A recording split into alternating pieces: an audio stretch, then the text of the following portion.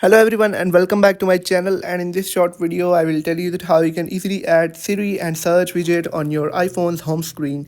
That's quite simple, interesting and easy, so make sure to watch the video till end so you don't make a single mistake. So guys, first of all you'll have to tap and hold on any empty area of the screen of your iPhone, and then you'll be able to find a plus option on the top left corner when your icons will start shaking.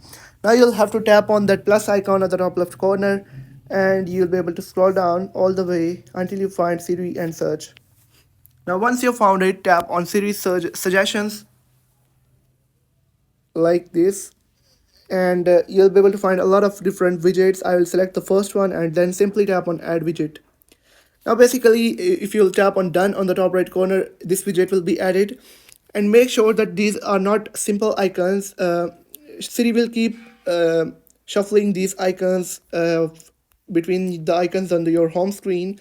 And if you want to remove this widget later on, if you will tap on one application, it will pick up and the whole widget, and you'll be able to remove the widget by tapping on remove widget and then tap on remove.